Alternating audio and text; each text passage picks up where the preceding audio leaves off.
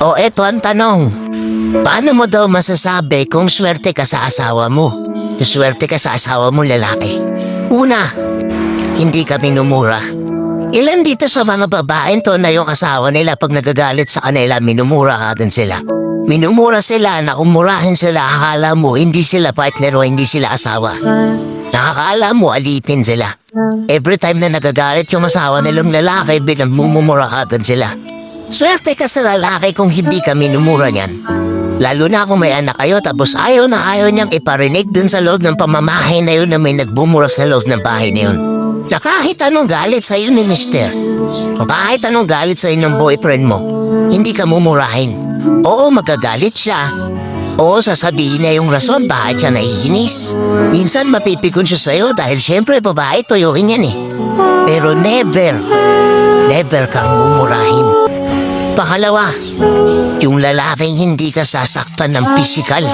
Yung lalaking hindi ka binubugbog. Swerte ka kung makakuha ka ng lalaking ganun.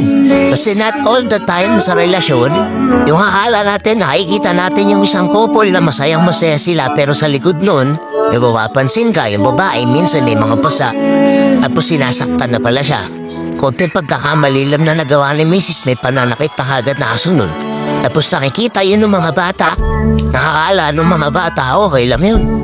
Na habang lumalaki sila, akala nila normal lang yun. Bakit ko sinasabi to? Swerte ka kapag yung lalaking na pangasawa mo mayroong kontrol. Pare-parehas lang tayong tao, pare-parehas tayong nagagalit. Pero maswerte ka kapag yung lalaking nakuha mo, hindi nananakit. Alam ko may mga magko-comment ditong lalaki na ginagawa nila yun. Sasabihin nila, di mo alam story ako. Kumbida-bida, di mo alam yung ginawa niya sa akin, wag mo kaming turuan. Hindi ko kayo tinuturuan mga pa. Tapusin mo tong video na to.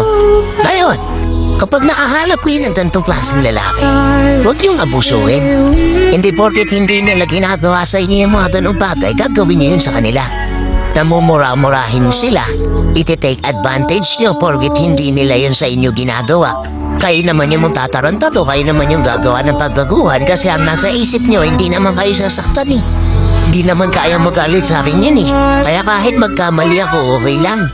Kaya minsan, instead na ako yung maging pahinga niya dahil sa sobrang hirap at sa sobrang pagod na struggle niya araw-araw, para mabuhay yung pamilya ko, ako pa yung magiging cause para bumigat lalo yung nararamdaman niya. Nakuha nyo? Nuggets nyo? Oo, hindi nga kayo sinasaktan ng ganong lalaki, hindi na kayong minumura ng ganong lalaki, but it doesn't mean na kapag napuno siya sa'yo, hindi ka naiiwan. Which is yun yung halagaan nyo. Maswerte kayo kung ganong klase ng lalaki yung nakuha nyo. Kaya ingatan nyo. Oo, minsan magkakaroon ng hindi pagkakaunawaan sa relasyon nyo. Pero hanggat maaari, kontrolin nyo yung sarili nyo at huwag nang umabot na magkakasakitan at magkakamurahan pa kayo. Ngayon ang tanong, maswerte ka ba sa lalaking napili mo? Yung asawa mo, kagaya ba siya ng tinutukoy ko na hindi ka kayang murahin at hindi ka kaya saktan? Comment mo dito. Let's go!